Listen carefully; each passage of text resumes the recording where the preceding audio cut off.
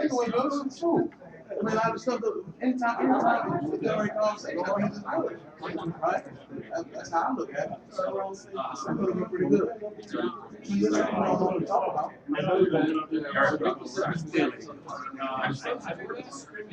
Yeah, Or what else?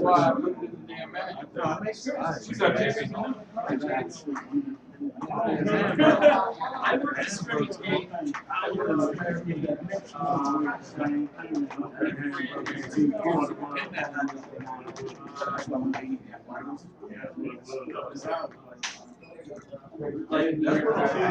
My stomach was cramping.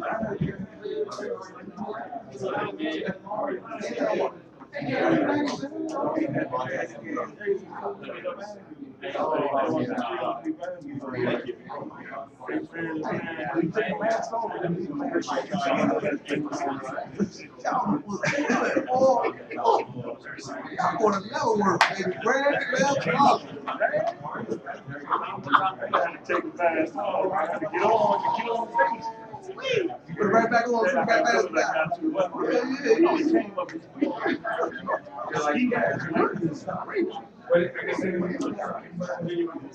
Yeah, but all day though. No,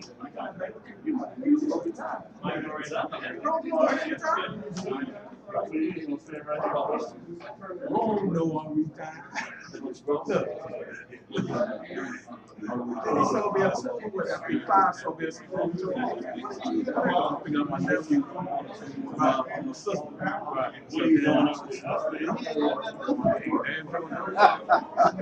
Look, next week, I'm trying to play him the sketch now.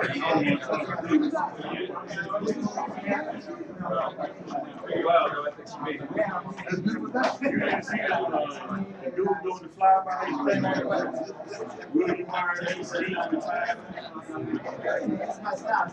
Hey, bro, it's been a whole lot of hard work saying that.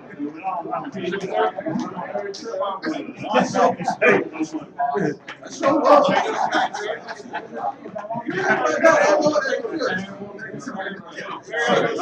That too. I ain't seen you in a long time.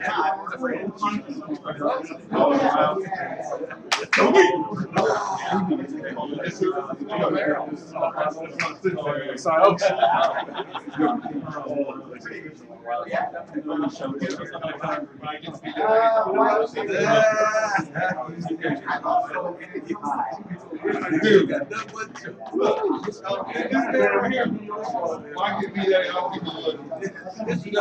I hope I make it though. I know, right? I want you on my See you over there all this time. I want to say hello to you.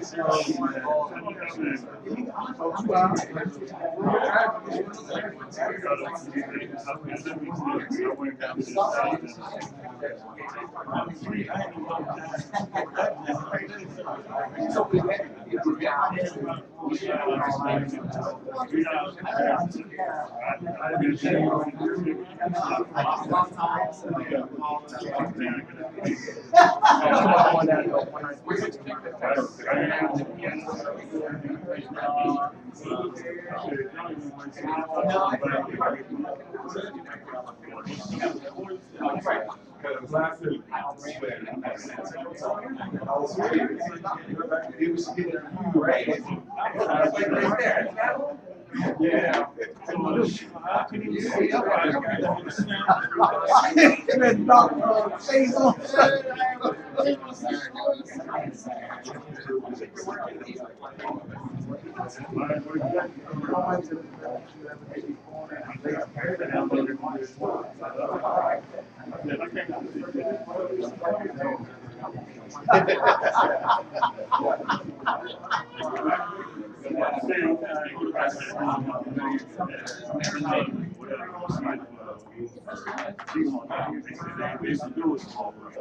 What's up, man? Finally remembered that for Jeff. It's been a month.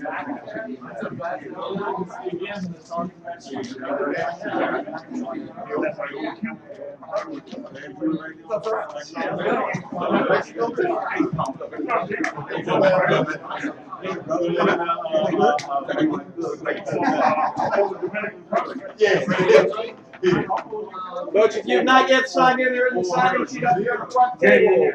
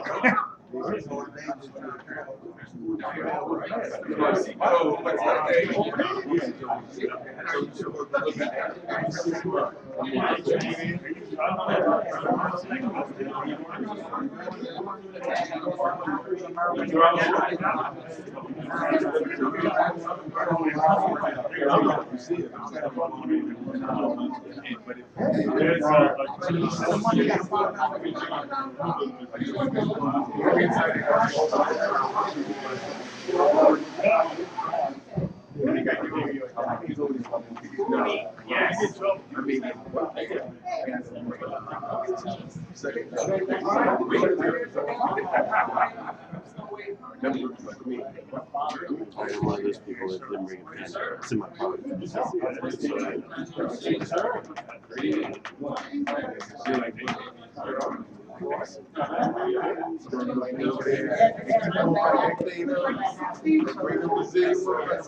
Do you have a script for what I'm supposed to say and when? I have an agenda.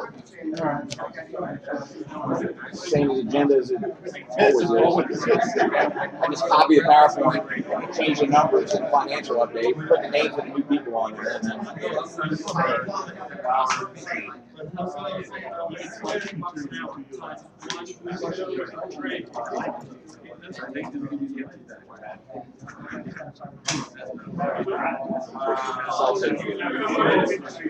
Salsa sucks. I got 2 bars.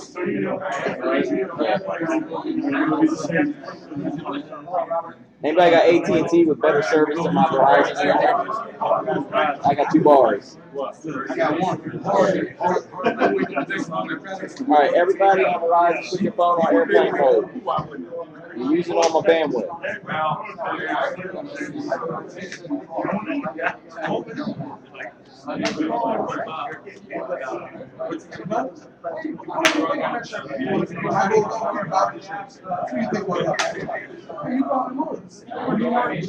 Oh, no way.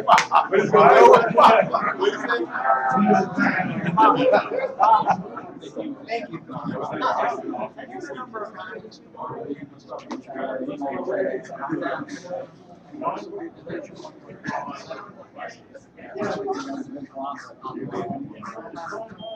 Phil, did I just see you the other day? Was that? Didn't I just see you the other day, man? Yeah, you can follow me around. I know.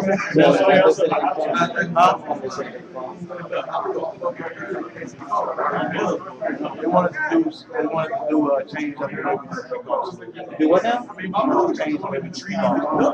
Again? They want the all sides picture. Back side picture. Why? I want you to be close to the action. I want you to have the why do of the action. What they say.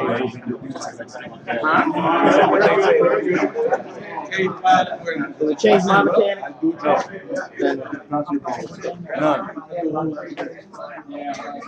That was the takeaway. That was the big takeaway from the mechanic. Was that? All right. My 16-year-old was inducted to Honor Society on Monday night, so I had to go to that. We're online. People can hear us. They can't see us yet because I've got the graphic up. I told you, man. Oh, money. Oh, I was talking about. You already out there. We'll give him another 45 seconds. Okay, now.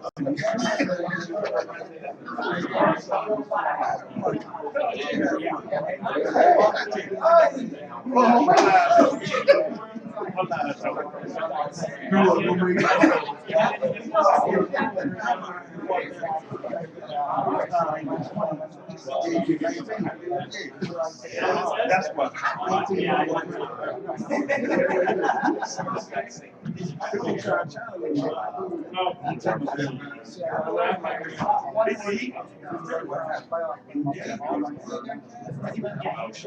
We're gonna get started in about 30 seconds, so.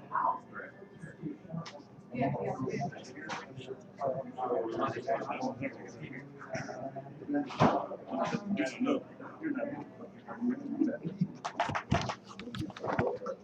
still got one ball?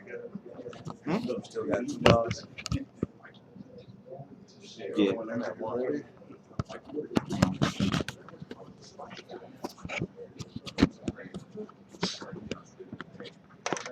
Do my hand. Hold on a second. Here we go. You want to go ahead and put up the agenda? I can. Come on now. All right, as you can see, there's the agenda for tonight. I think my number one objective is going to be to get us out of here before the sun goes down.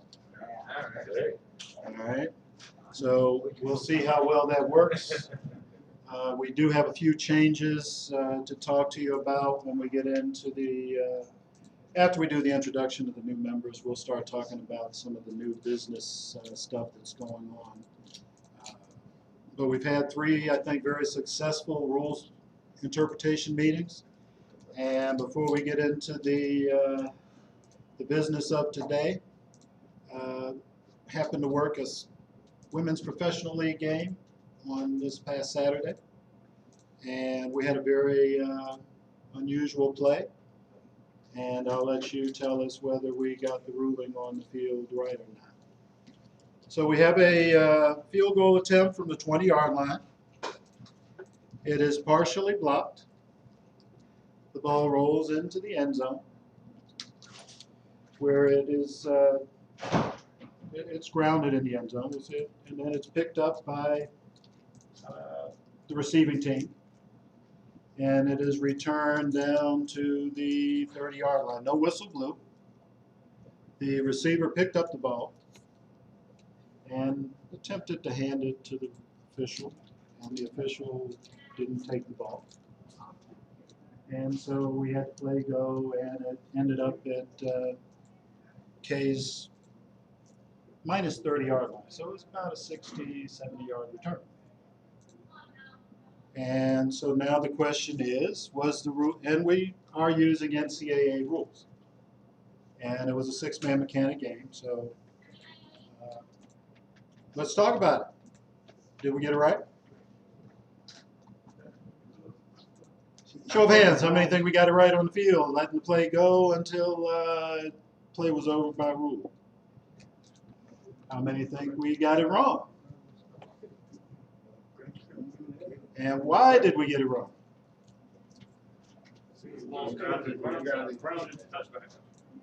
Very good. And had we ruled it correctly, where would we have been next to snap the ball?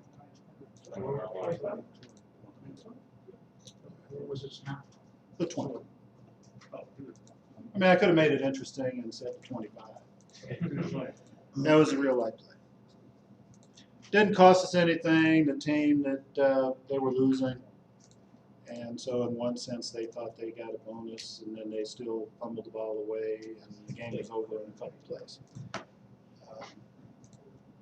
But suffice it to say, it was not our finest hour. One of the questions is, let's say the ball was picked up in the field of play, and somehow the receiver is trying to give the ball to the official. Should the official take the ball?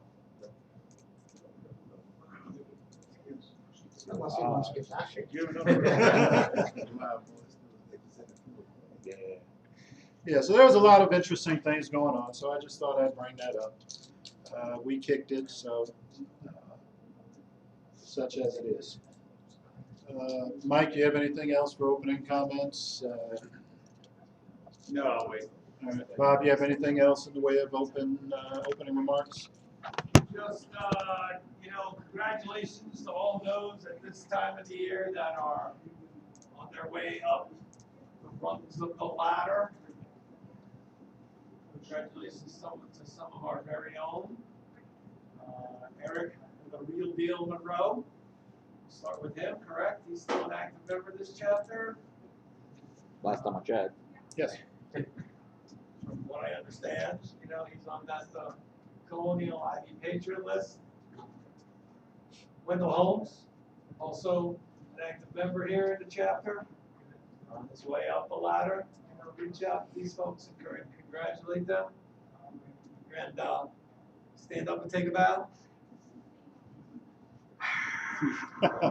Finally, hey, congratulations. And I'm sure I'm missing a bunch as well, but that's good news at this time of year. So keep your head down, keep doing the work. Lots of things are changing. The football world is a very busy day. A lot happens between now and kickoff in August. So just stay in the book, stay in shape, just keep at it. Just as a way of saying my last opening remark before we move on to business, the officiating community just a very short time ago lost one of its stalwarts in the officiating community, a longtime ACC official, went on to be ACC supervisor, left the job really a little over, I think, a year, maybe a year and a half ago. I'm speaking of Doug Rhodes, and lo and behold, just about 2 weeks ago, Doug passed away. He had a very aggressive form of cancer.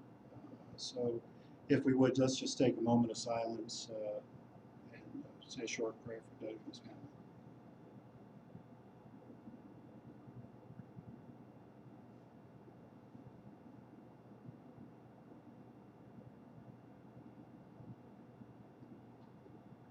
Thank you. Bill, did you want to, you've worked with him did you want to say anything? No, he's just a stand-up guy.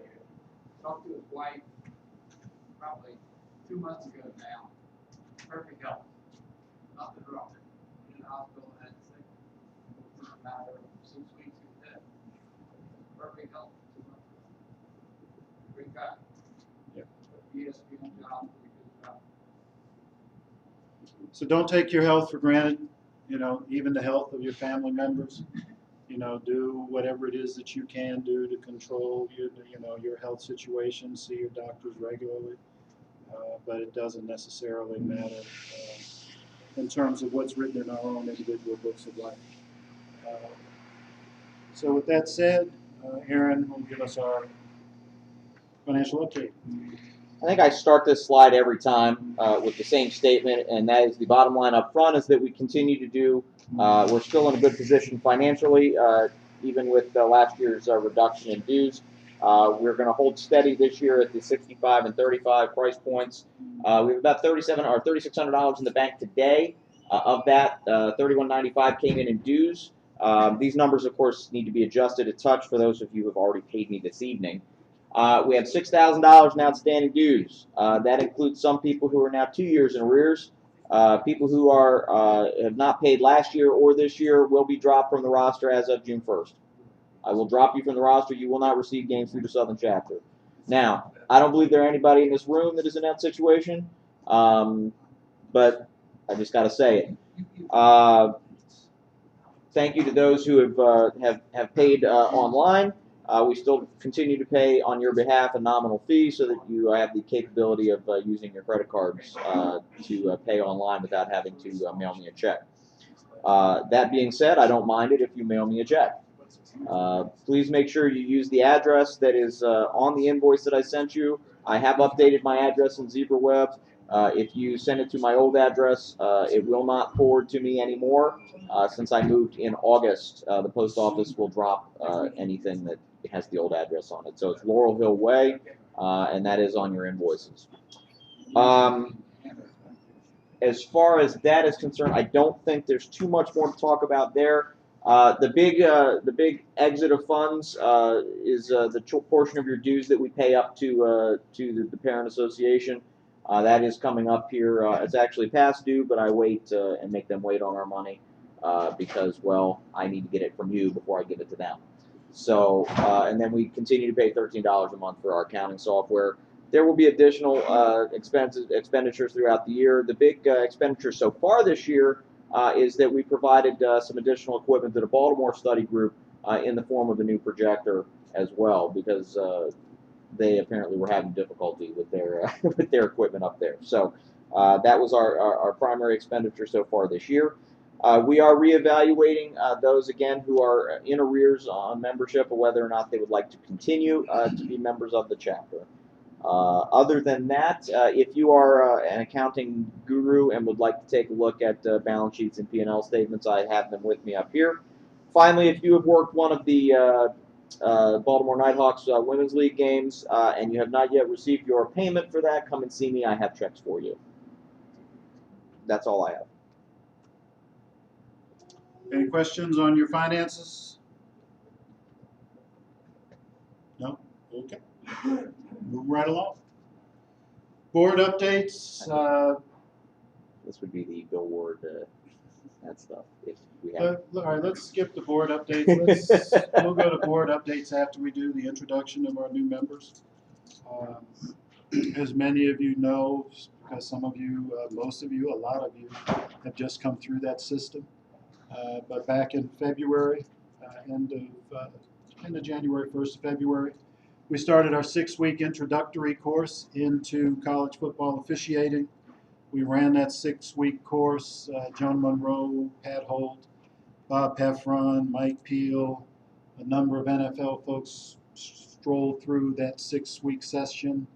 And then we followed up with some scrimmages up at Lincoln University and Bowie University to get some on-field looks at some folks. Thank you to those who went to Lincoln in the snow. That was very helpful. I am much appreciated as the scrimmage coordinator for Lincoln, for those that did show up. And as a way of, before I say and have the new members stand up and introduce themselves, we really need, as a chapter, to participate in these scrimmage opportunities.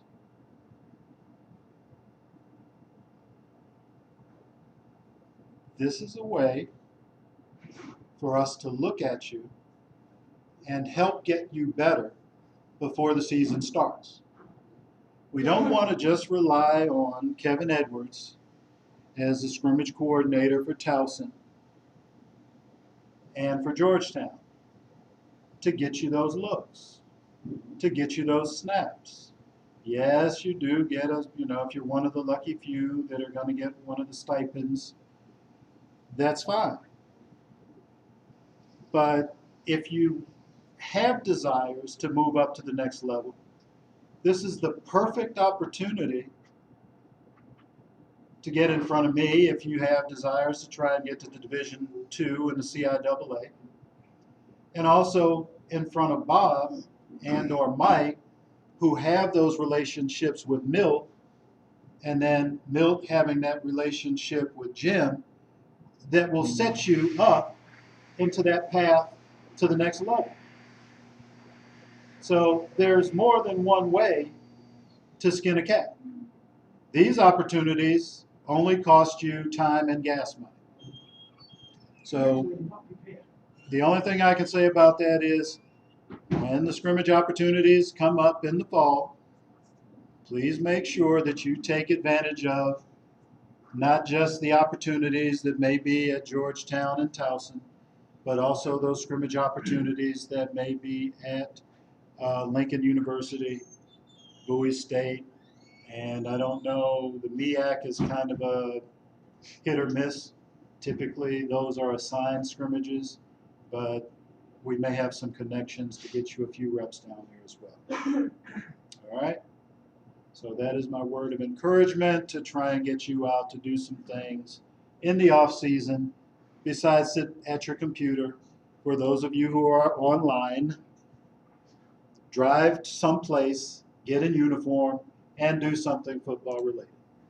It is nice to see these same faces out here, but it would be nicer when we have a roster of almost 200 to see more folks coming out to these meetings and showing the discipline, desire, and dedication to come out and get better. So that's my soapbox for now. Let's start, okay, we'll start with the letter A. How's everyone doing? My name is Desiree Abrams, originally from Fairfax Station, Virginia. Attended Florida University of Georgia, NFL, football officiating academy graduate from high school. Board is the East Board of Officials. I'm really excited to be here. Thank you.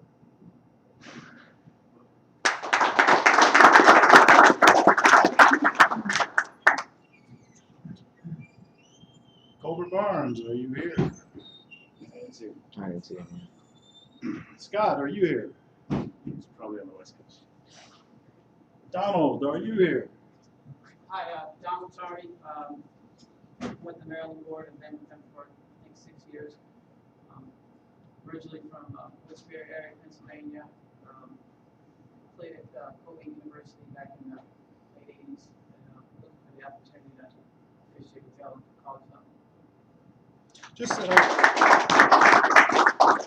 add your primary position that we brought you in as. I know you want to work deep, but we brought you in as a. Primary, certainly. Thank you. Link.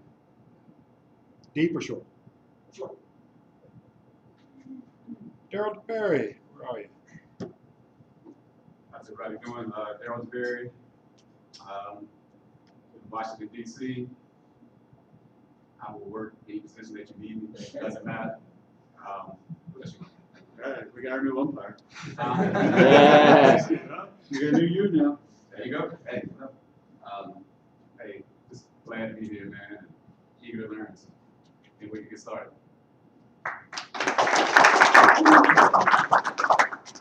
Yeah, Daryl was on that game on Saturday. I won't throw him under the bus saying that he was wrong. But he did have one of the things that we try to teach in the 6-week compressed schedule is staying wide and officiating off the ball. And he was the only one that saw one of the crazy players from one of the other teams rip the helmet off and throw it down the field. And so that was a very good call. The player quickly went off the field, and we marched on in the rain and the chill. So good job there. Is Fred here? Hey, I'm Fred Infel. I'm a Maryland guy. Went to College Park. I live in Bel Air, Maryland. I work for Northeastern Maryland for high school. And I'm breaking in as a deep guy back to.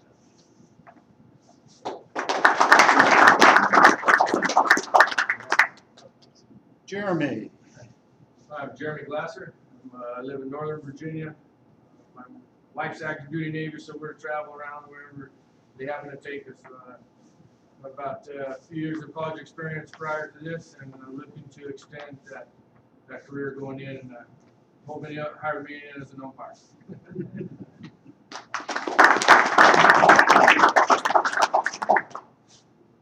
Andrew Holtz, East Coast USA, primarily in Bloomington, Delaware at this point.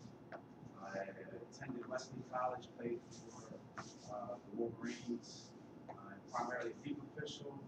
So looking forward to the opportunity to get started.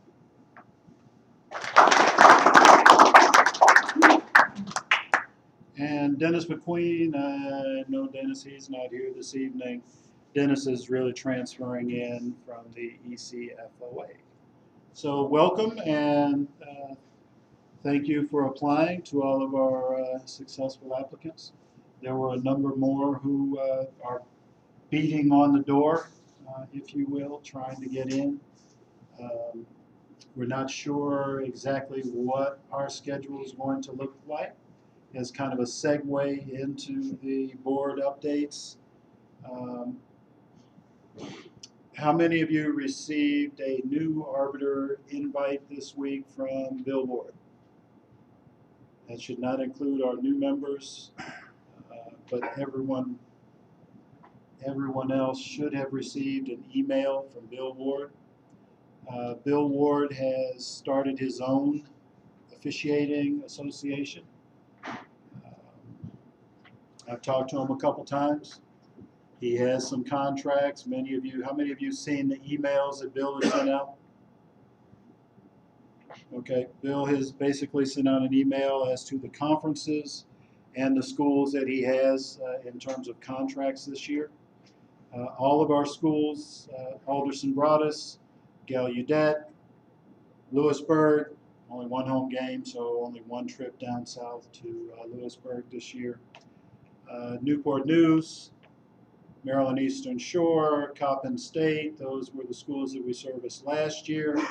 Those are the schools that we're going to service again this year, at a minimum. Bill told me he has a bid in for Catholic University. As soon as he hears from Catholic University, he will call them. They have one more year in the ODAC.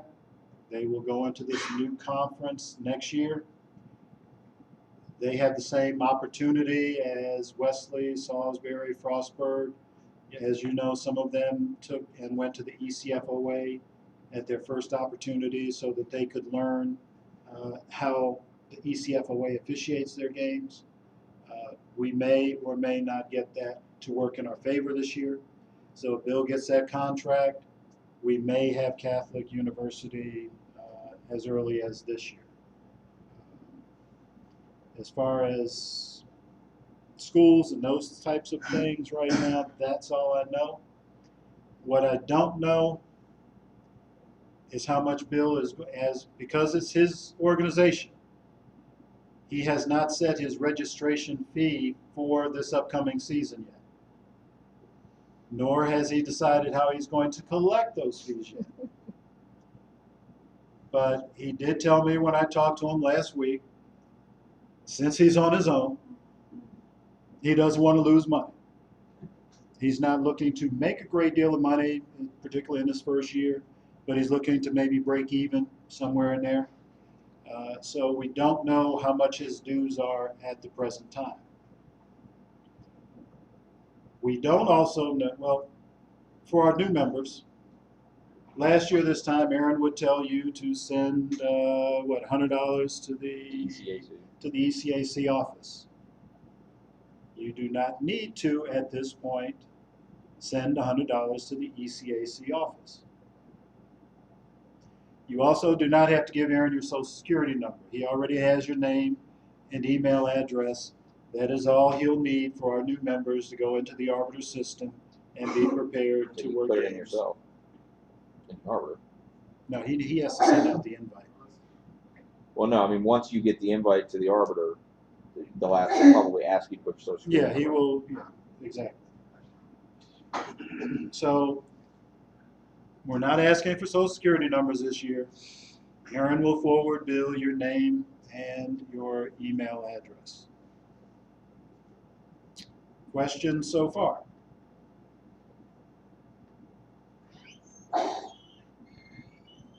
Nobody's curious about how much money they're going to get? Guess not. I'm not expecting a raise, let me put it that way. Right now, he's trying to keep the fees, that the schools are paying us at or slightly above their 2015 levels. He is talking to Coppin State, University of Maryland Eastern Shore, to try and make sure that at a minimum we have 6 officials. We're trying to bump them up to 7, but we're working those Coppin games with 5. Yeah, we're trying hard not to work with 5. We actually started 2-3 years ago with Coppin with 7, but to keep them, they dropped it down because of budget concerns. Everyone has budget issues, so rather than lose the schools, We asked you what you wanted to do. You said take the snaps, so that's what we did. You know, we do have a board. We do ask questions. We like to make sure that when we go out and talk business, we represent you to the best of our ability. It's not Bob, Glenn, Aaron, Mike, and myself sitting in a room making decisions on your behalf. And then say, live with it. That's not what we try to do. So if you have questions, ask your questions. Let's make sure that everyone is on board with where we are right now. Any questions on that? Next question that came up this week is, what's the ECAC doing? I don't have a clue. We're trying to find out. We don't know if we need to send money as a part of the chapter up to the ECAC. If in fact the ECAC has games to assign, as far as I know, they have not started the search for a supervisor, nor have they named a supervisor or set in their protocols for the games that they are going to assign. So there is a possibility that we could do some stuff for the ECAC. I will work as diligently as I can to try and get that information. Questions? Questions? What would be the ECAC games versus the Belfort games? Well, Bill has his association, his conferences, his contracts. We don't know what the ECAC has in terms of their contracts and their schools. I don't know if Bill has everything or whether the ECAC kept some. I don't have an answer to that question at this point. If I understand correctly, the Empire 8 had left the ECAC and went with another organization. There was another conference that was part of the ECAC that went to another organization. There is still movement. Alderson Broaddus is moving to another organization. So there's a lot of things that are in flux. That's why we were somewhat limited and judicious in terms of how many people we brought in. We want to try and make sure, Bill assures me, that everyone should be able to get 6 or 7 games, provided we have 3 very strong crews out of the Southern chapter. We will continue to try and get everyone work. I know one of the issues that the ECAC had with respect to Bill, and I'm going to say in particular the Southern chapter, we have always had that understanding going back to Joe Warren's days that if you worked 3 or less assignments in a year, you weren't charged any fees. Or if you paid $100 and you got only 3 games, your dues would carry over into the next year until you got about 6 or 7 games. Well, anybody who knows, I'm sure Aaron will tell you, that is not a fiscally sound approach and policy to revenues and expenses. So that is what it is. I'm not going to say that was the deal breaker. There were a lot of things and issues this year with respect to fees, game fees being paid in a timely fashion. So I think they parted ways amicably. Or even if they didn't, the situation is what it is. Any questions? Bob, you and Mike want to add anything? No, not at this time. Okay. So let's talk a little bit about the ECAC, the ECFOA situation that's kind of out there. Do you want to mention the issue with background checks and things like that?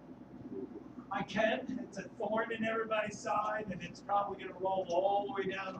Anybody in this room having their background checks done at the high school level yet?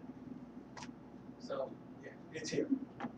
I can tell you that Mr. Halstead and his organization has had 28 gentlemen that can't pass a background check. So he has been in the middle of quite a bit of changing going on this season. And some promotions happening, so he's, he'll have to take some of this stuff personal instead of business-like, you know. Some of these guys have been with him a very long time, as TAs and timers out at the end of their career, who can't step foot anywhere on campus, so, you know, he's a little shocked, but I think this will be the problematic season, since it's the first season that it's mandatory for the PSAC, any of the D2, D3 guys. It'll become more routine. These checks are valid for a 5-year period. You have to self-certify that you've been a good boy every year. There'll be a notary at the clinic, and everybody will have to promise, you know, that they were good. So this is probably the most problematic. Everything else will be routine from here on. So those of you that have done it, thank you. As seamlessly as possible. I've had very few headaches down here. A couple knuckleheads, of course, but you know, what good would my job be without a few of you knuckleheads, right? So, If you're wondering what they're looking for, it's everything. That's why we think it's gonna change. If you did something 20 years ago, they're gonna find it, you might not get gains. So you gotta stay as clean as possible from now on. and everybody's got their own interpretation. You can pass the CFO background check, you know, to be a Division I official, no problem, because you don't have any racketeering charges. But the PSAC might say you're no good because you had other things appear that the CFO said were okay. So it's all subjective. It's all going to get itself worked out sooner or later. Just, you know, don't put yourself in a bad spot. That's all. Yeah, think about what we're talking about, right? We're talking about PSAC, right? Pennsylvania State Athletic Commission, Association, whatever those letters mean. Anybody hear of something that happened at PSU? Kind of made national headlines, right? Do you think the state is going to do any and everything in their power to find anything that might potentially affect anybody going to any of their schools? So they're probably checking all the boxes when they say background check, check, check, check, check, check. That's just the way it is. For those I know in the Washington District, we've got, and I think also Eastern Board of Officials. The district. Yeah, district has it. Maryland has it. Prince George's County has it. I don't know about Virginia, whether they're checking. Okay, so Virginia's checking. You know, the days of just anybody walking into a high school association meeting, say, I want to be a ref because I couldn't find any other job, and you know, and this is probably across the entire spectrum of officiating. There's no more of just walking into the association, saying, I want to be, and then going to work. Because we can't find anything else, and nobody was checking anything, which is what happened. That's just the society that we live in, and everybody's trying to, you know, protect their assets going forward. I know we have a lawyer in the room. I don't think he does that type of law, but would you agree with that statement? Any questions about what's going on in the ECFOA? Could mean additional opportunities for some of our officials. If not next year, then, if not this year, then next year. There could be opportunities for us as a board to go to Milton and say, hey, if you're busy one week, you need a crew, we can help out. The good old days. There you go. Absolutely. Navy spring. Next on the agenda, I think probably next week. June 1st is typically when the CFO opens its window of opportunity. 15th. The 15th? Changes to the 15th. It's the 15th now? All right, so the 15th of June, be prepared for those of you who have aspirations and desires to want to work for sure postseason. You must be a member of the CFO if you want to work postseason, Division II or Division III. Did they raise the dues, or is it still 100 and? They haven't told us yet. I think it's still, last I saw, it's still 150 and 100. All right. So if you're a D1 guy making big bucks, they charge you 150. If you're a low-level folk like us, then 100. For our new officials, it's not something that we make mandatory for you. But with membership comes CFO films, rule book, bunch of tests that they send out. All of that information comes in with your 2 patches a year that's already on every sleeve. I guess they haven't run out of them yet. We'll probably continue to get 2 until they run out. I have a whole bag of them. I don't know what I'm going to do with them. Maybe I can put them on the wall and, you know, direct people to the bar. Make a blanket out of it.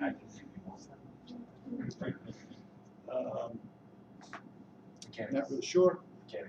Yeah, they do give you a 7-man or 8-man mechanics manual. I think that's dependent upon what you check in your box. As far as I know, Division II is not going to 8 full-time. CIAA did 8 last year. It was only a Division II conference that did that. I'm not sure that they're going to do that again this year. We'll know that till July. But Division III, I don't think there's a move to go to 8 officials. For the CFO website, just so you know, every supervisor in the country can look at what you've been doing on that website. If you're watching films, if you're reading all the memos, how long you spend watching films, you just can't put it on the background. We've all tried. But if you want to move up, they'll ask. Milt knows how much every single one of his guys watch video off the CFO and off of Huddle and off of everything else. So if you don't think they're watching, you're wrong, because they know everybody on their list. They know how much study work you do. Here's the deal about the CFO videos. It uses a tool called Brainshark. When you log into CFO, it has your email address. When you start watching film the first time, it may ask you for your email address. As you watch the video, if you watch, say, let's say it's a 10 or 15-minute video, if you watch 5 minutes and go out, you do not get credit for watching that video. It is as if it never happened. There's a green button that appears once you have watched enough of that video. So make sure that you at least turn the computer on, press play, and let it go to the end. Now, I'm not saying that you should not watch the video. It's actually a very instructive video. But, you know, be prepared.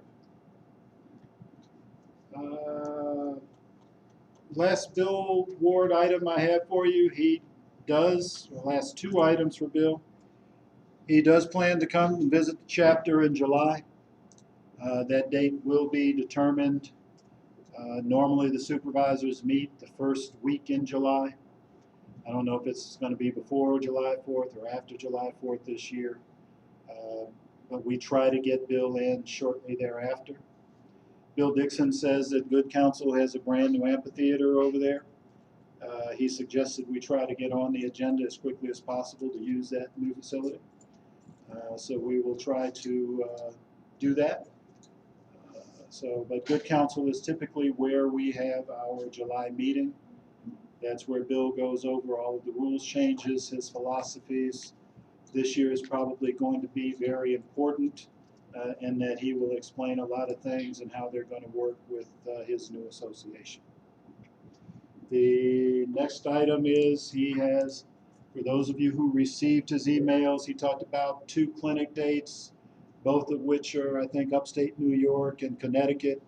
He has given us permission to continue what we have been doing and have been successful with, and that's going over to Gallaudet sometime in August and having our clinic over at Gallaudet, thus saving you the registration fee for those clinics, as well as hotel and gas and other things. that normally go along with attending clinics. That is a wonderful benefit that you have. So my next post is going to be, my next public service announcement for those of you who are trying to aspire to do anything. There is always a fall clinic that typically comes in sometime from mid-July to mid-August. I am not going to tell you don't take vacations with your family. Family vacations are important. Spending time with your kids is very important. Supervisors do not like for you to miss their clinic. If you miss clinics, you might miss schedules.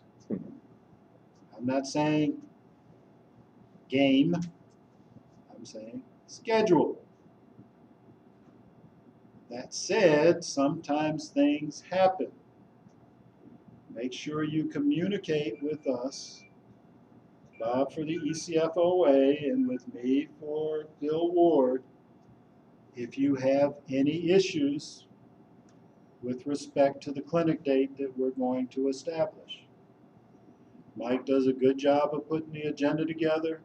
For those of you that don't know, Tom Delaney is our rules interpreter. Tom does a good job of taking care of us in terms of rules.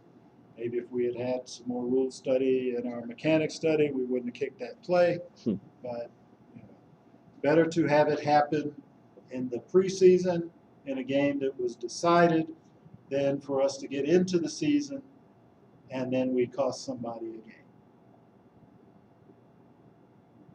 So it's a good teaching, learning opportunity. So that's what I have to say about that. Mike, do you have anything? A couple of things I had are, I've been to enough clinics now, I've heard enough supervisors talk about it. The one thing they all hate, every single one of them, is social media. If you got it, put everything on private. Don't let the public see your posts. And if you're going to a game, if you're doing anything, don't post that either. Don't post that you're an official, don't post where you are, don't do any of that stuff. They don't like it, and if they see it, a lot of them have said they'll just drop you. I don't believe it, but you'll probably get one warning. There's no need for it. Like, all of us have it. You just gotta take it all the way down, put it on private, make sure nobody can see it. The other one is, we get asked a lot how you move up. I don't know. But I can tell you that it starts here. If you want to move to Mill, you don't talk to Bob or myself or anybody first. Talk to somebody who works for Mill. Have that person come out and watch you if you can. Have them tell you this is what Mill's looking for. If you want to go work for the CIAA, don't go to Robert. Say, this is what the CIAA is looking for. Talk to one of them. And then if they say, hey, I think you're good enough to go, then you can say, find one of us and say, I'm going to be at this scrimmage. Can you come watch? We'll be happy to watch. We'll be happy to tell you what we think. You may take it personally because we're not going to bring you up because we like you. We may not like you, but you may be a good official, and so we'll bring you up. But we're not going to recommend somebody that's not ready because you'll just get booted right out. Milt, like the clinics, is very hard on his clinic. If you don't show up, you're fired, unless you have the most amazing of excuse. And family vacations and all that stuff, that's not a good excuse. So we're looking for, do you show up to meetings? Do you show up to the clinics? Do you show up to this? Because Milt will fire you if you don't. So keep those things in mind. In the fall, we're going to have a lot of scrimmages, probably in the area. I'll come out and watch. I'll come out and watch. Robert will come out and watch. We don't mind doing it. We'll tell you, if you ask for us to be brutal, we'll be brutal with you. But don't take it personally. Change it. Next year, you can come right in. And as I just saw yesterday, Milt hired two new NEC officials, which means in Division 2-3, there are now 2 open spots that he's got to bring supplementals in, which means there are 2 open spots in supplemental. So everything's still moving. It's about to end, but everything still goes. And mid-season, he could call up and say, hey, I got an injury. Can you guys send somebody up? We'll be happy to. You guys got any questions on that? I'm brutal anyway, I don't really care. Right. My comments, you know, whatever they are on the field are designed to make you better. I try not to be destructive when I make a comment. I try to be constructive. But I'm gonna be honest with you and tell you what I think. We were all yelled at by, every single one of us was yelled at by Tom Beard, whose philosophy was, you know what you do well, I'm gonna tell you what you do wrong. So I believe we all kind of stick with that. I'm not gonna tell you run backwards really well. I'm gonna tell you what you're doing wrong so you can fix it. Absolutely.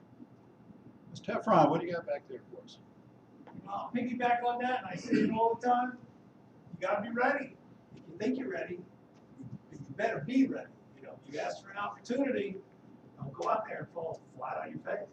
Because, you know, I'm not gonna come back and look at you again for a little while. You're gonna have to bust your nut to get back in that premise. And again, these three suckers, I mean volunteers, that helped me out because somebody called me and said, hey, I need some help. These poor guys walked into a full-blown TV spring game at the gate, snap number 1 in college. So I applaud them. Their knees were knocking, but they came out and did a great job. But you have to be ready when you step out there. Your confidence, your composure. You may not know rule number 1, and I'm okay with that. The lady will whip it into you over the years. Rule knowledge. But your composure and your stature speaks way more volume than your ability to call a catch or a no catch at the sideline. You can screw that up. How you handle that coach standing behind you in your ear says a lot. And nobody knows how Teal got there either. So we're still trying to figure that out. So be ready. I prove that sucking up does work. Yeah, but what did you do? Yeah, I'll show you the videos if you want to afterwards. Ooh. Wait a minute. Only my own field, man. We have to watch those all the way to the end too.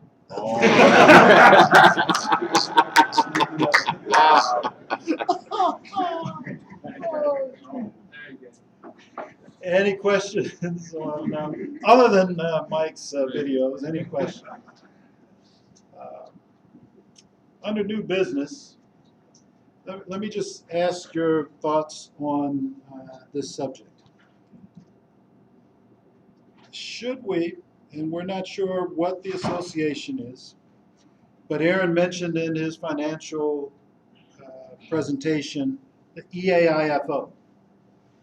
I'm not 100% sure that Bill, because he is now his own association, if he is going to require EAIFO membership. If we don't have ECAC ties, what's your thoughts on EAIFO membership in terms of sending money to that organization? My question has always been, what is it that they are doing for us with that money? Well, first, how much do we send up per person? Right now, we send $20 per full-time official and $10 per part-time clock operator. Are they not adjusting that downward, or is that still? No, that is still what the 2016 dues are set at. Are we getting to that crossroads with the parent company? The parent company used to be the place you had to go, but they provided everything for us. Rule books, physical, everything. We don't do that anymore with the CFO and that taking over. So the membership in the club, for lack of a better word, is just that. It keeps us connected from, Boston to, to Washington. Those fees and dues are coming down steadily and slowly, so that's going to change. How many people have we had come through here that we've been able to get up on the phone? Jeff Knight, for example. I'm moving to Boston. Hold on, I make one phone call. You're in play. So it's got its benefits. Again, the directors, myself and Glenn and all the other directors, we're doing things to change the organization.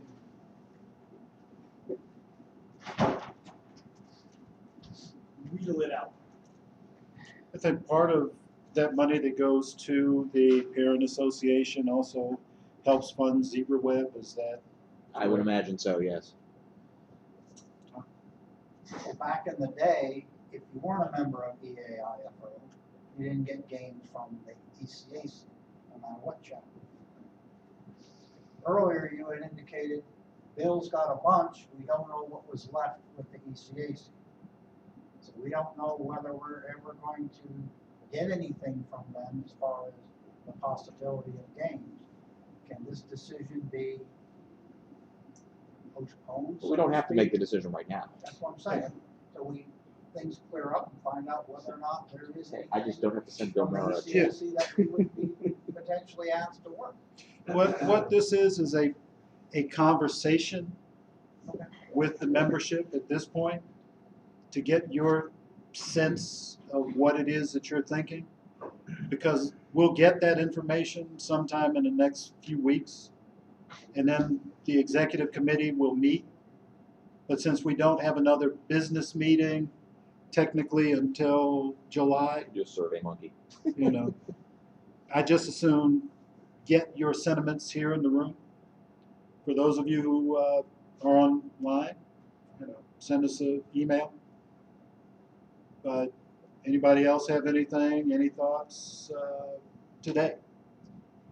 If we don't pay to the EAIFO, do we cease to become the Southern chapter? No. We are incorporated as a Maryland corporation. Okay. Our articles of incorporation say EAIFO Inc. Okay.